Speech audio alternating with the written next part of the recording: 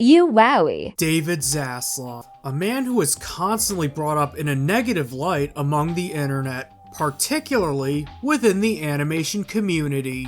The reason why Zaslav has drawn a lot of ire within the animation community is due to his treatment of animated IPs owned by Warner Brothers.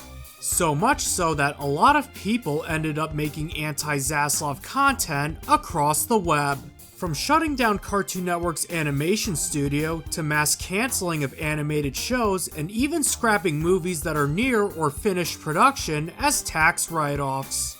And also, he approved some Harley Quinn fart fetish comic that's supposed to make a statement regarding the taboo of girls farting, but is just going to end up as fapping material for deranged gooners on DeviantArt.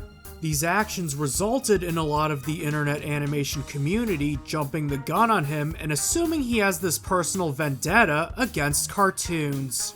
Almost like if Bugs Bunny slept with his wife. Or, going by the true Bugs Bunny nature, Zaslav ended up sleeping with Bugs dressed as his wife. But after looking into his actions and trying to find a motive as for why he did those things, I genuinely believe that he is not vindictive towards the medium of animation, but rather just a greedy businessman. While I'm not defending Zaslav and his decisions, I'm also not going to be taking word from a community that's known for making mountains out of anthills.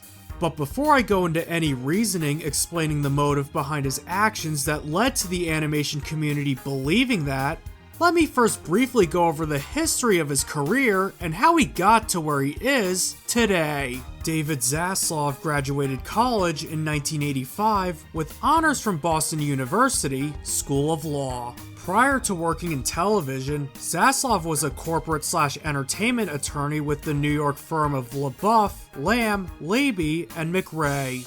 Zaslav got his start in the television industry in 1989 when he joined NBC and was instrumental in developing and launching CNBC that same year and MSNBC in 1996. He also forged innovative new media partnerships, including a pioneering video-on-demand deal with the leading cable operator, Comcast. In 2006, he became CEO of Discovery Incorporated, then called Discovery Communications. When he started out as CEO of Discovery, Zaslav wanted to grow the Discovery brand beyond cable TV, and this is evident when he says, "We want to own Curiosity on TV and on all platforms." He even goes as far as saying that Discovery is no longer a cable company, but a content company. Within a decade after joining Discovery, Zaslav became the highest paid television CEO, and by a pretty hefty margin. But despite that, Discovery's stock lost 24% of its value in 2014, and the company's advertising revenue has increased only marginally within that year. Zaslav's massive salaries have been a topic of controversy regarding the CEO's salary vastly outpacing the salaries of their employees. He also developed a pretty strong network of various politicians, news anchors, executives, and reality show stars at around this time. These figures include former Maryland Governor Martin O'Malley, Fox News Chairman Roger Ailes, former New York Governor Andrew Cuomo, American Idol host Ryan Seacrest, Oprah Winfrey, a business partner of Discovery's with her own cable channel, Goldman Sachs CEO Lloyd Blankfein, and former Secretary of State Colin Powell. In 2021, Discovery started the process of merging with Warner Brothers, where Zaslav ended up taking the role as CEO of the newly merged Warner Brothers Discovery. One of the first things he did as CEO was that he merged content from Discovery Plus and HBO Max into one streaming service just called Max. Real clever name there. Seeing how downsizing traditionally happens following a merger, Zaslav faced a lot of criticism for canceling roughly $1 billion worth of Warner Brothers projects for the sole purpose of claiming tax write-offs. With some of these projects, like a Batgirl film and a sequel to the animated movie Scoob, having practically been finished with development. On top of that, he also removed roughly $3 billion worth of content from HBO Max, with a lot of it being children's animated shows. Recently, Zaslav's greed managed to reach new heights where not only was it revealed that the Warner Brothers Discovery had a CEO to median worker pay ratio of 290 to 1, but also led to frayed relationships with former partners like the NBA in an effort to keep their games on their cable and streaming properties. With Warner Brothers Discovery also facing a slew of box office failures, Zaslav is looking to fire and replace studio heads Michael DeLuca and Pamela Abdi, potentially adding 2 more names to the long list of Zaslav's burned bridges. Now that you know his history, I'll cover 3 aspects that lead to people to believe that he's a cartoon hater, and prove that it's really only greed that's driving those decisions. But before I get started, I'm not defending Zaslav in any way, shape, or form. And if at any point does it sound like I'm defending Zaslav, that is not my intention. Just because I'm trying to get an understanding on why someone would do something, that doesn't mean I necessarily support it or that I'm defending it in any way, shape, or form. I'm just here to make a point that his decisions are driven purely by greed, rather than a seething hatred for cartoons. Got it? Okay, the first point they bring up is that Zaslav is notorious for executing content purges from Max, particularly regarding Cartoon Network originals. Which may sound silly because who would want to subscribe to a streaming service that hardly has any content? It should also be noted that the content purges aren't just a one-time thing, but rather something that has happened multiple times. While you could argue that Cartoon Network shows almost always take the biggest hits from these content purges, but Zaslav has removed a lot of other content from Max that isn't just animation. One example is that they purged a lot of DC movies from the platform. Some of their most popular original shows like Minx, Love Life, and Westworld and the Nevers, which resulted in massive backlash over the internet. While some shows like Insecure, 6 Feet Under, Ballers, Band of Brothers, and The Pacific are being shipped to other streaming services like Netflix. On top of removing shows from Max, a lot of Warner Brothers Discovery shows are being removed from the PlayStation Store and PlayStation Network entirely, which means people who purchase those shows will no longer be able to watch them. With those shows including Mythbusters, Say Yes to the Dress, Cake Boss, Shark Week, and Long Island Medium. Why Zaslav would want to remove so much content from Max is because removing content removes their fees to pay for it, like fees to a producer or studio. Another thing to mention is that the content follows an amortization schedule. An amortization schedule is a chart that tracks the falling book value of a loan or an intangible asset over time. For loans, it details each payment's breakdown between principal and interest. Amortization schedules outline the payments needed to pay off a loan and how the portion allocated to principal versus interest changes over time. Removing the content only accelerates this process. It's almost like totaling a car that still has years to pay off, which is kind of scummy, but that's just how he operates. And it isn't just Max doing this. Paramount Plus has also garnered a reputation for purging a lot of content from its platform. While it's a scummy thing to do, Zaslav has removed a lot of other content that isn't animation related, even though purges of animated shows tend to make the headlines more often. Especially if the purges involve the Looney Tunes, which leads me to my next point. Another aspect of Zaslav's leadership that gives him this label of a cartoon hater from the animation community is his treatment of the Looney Tunes. One of the IPs that a lot of people tend to think of when they hear the name Warner Brothers. How Zaslav has treated the Looney Tunes since he became head of Warner Brothers Discovery started off with him shelving 2 of the 3 Looney Tunes movies that were currently in development as tax write-offs. With those 2 movies being Bye Bye Bunny, a musical that was supposed to release for streaming services, and is about Bugs Bunny wanting to retire from showbiz and live the life of a normal rabbit, where Daffy tries to nab the center stage for himself, only to get kidnapped by a crazy fan. The other movie to get shelved was by far their more controversial one, that movie being Coyote vs. Acme, which is an animation live-action hybrid courtroom drama.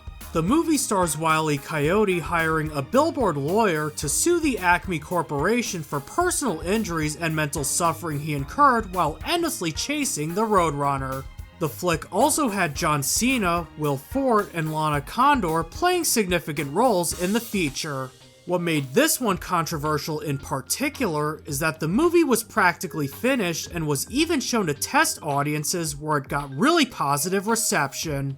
Not to mention that there was a guy dressed as Wile E. Coyote protesting outside of Warner Brothers Studios holding a sign saying, "Release me."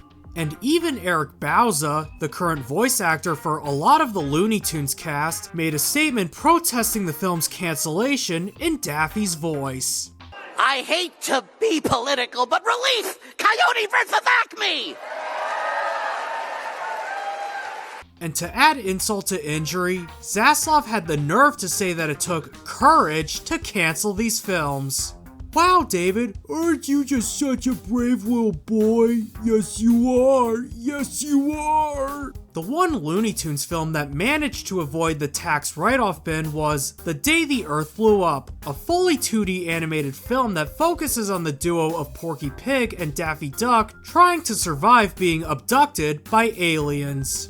How this movie managed to survive was because independent film distributor Ketchup Entertainment purchased the distribution rights from Warner Brothers and even upgraded it from its original plan of being released for streaming to a theatrical release.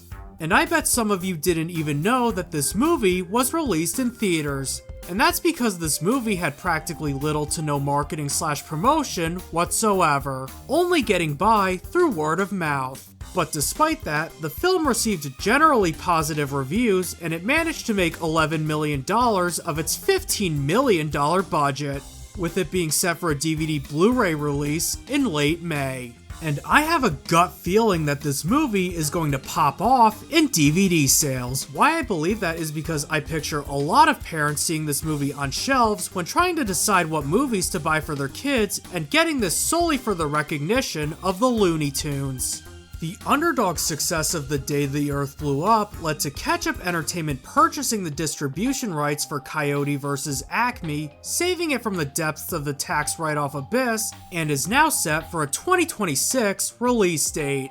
While it would be nice to end the story on a high note, it really doesn't help that practically all of the classic Looney Tunes shorts were removed from Max, and is also planning on tearing down a historical building where the classic Looney Tunes shorts were made. Wait a minute, I actually can end this on a high note, and say that animated movies based on not just the Looney Tunes but also Tom and Jerry and the Flintstones are in the works. So you classic Warner Brothers animation fans can rest easy, for now. Because it could end up as, with a glance at his bank account and the stroke of his pen, Zaslav can make them tax write-offs where they'll never be seen again. While I would never support gutting a film for the sole purpose of collecting tax write-offs, mainly because it's just a huge slap to the face for the people who worked really hard on those movies.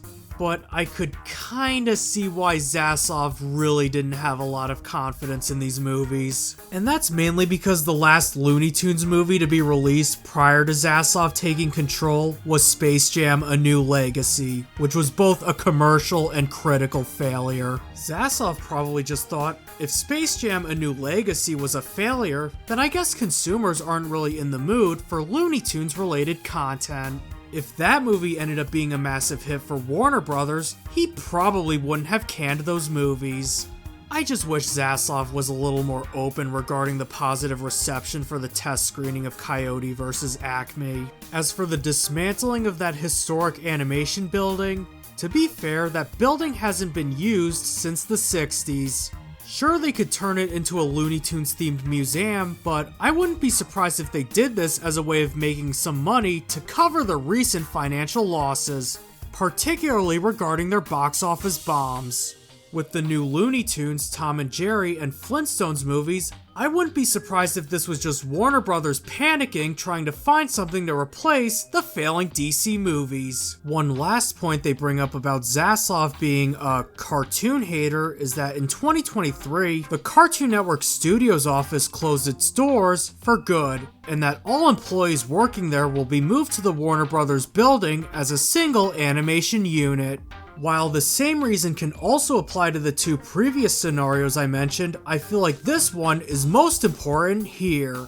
And that is, when two companies merge, they tend to traditionally downsize in a practice that's referred to as cost synergies. What are cost synergies? Well, they are the savings in operating costs of a combined company after two companies merge. This is generally done to increase efficiencies by removing redundancies. Examples of companies that enacted cost synergies following mergers include Exxon and Mobil in 1998, where they sold many redundant refineries and 2,400 service stations. Another example would be when Australian companies Nine Entertainment and Fairfax merged in 2018 and cut about 144 roles due to redundancy. They additionally made cost reductions in technology, media sales, and products. An animation-related example I could think of was when Disney shut down Blue Sky Studios after acquiring 21st Century Fox in 2019. Even though that was an acquisition rather than a merger, the point still stands. Zaslav probably saw Cartoon Network Studio as redundant and just moved all of its staff to Warner Brothers' animation department. While it sucks that that whole building is closing down and being abandoned, I probably would have done the same thing if I were a CEO trying to do anything I can to maximize my bank account earnings. While I wasn't trying to defend Zaslav's actions, I just wanted to provide more of an insight as for why he did those things, rather than just buying into the clickbaity titles from cartoon news sources, made for the sole purpose of generating manufactured outrage. Anyways, that's all I have for today, and I'll see you next time.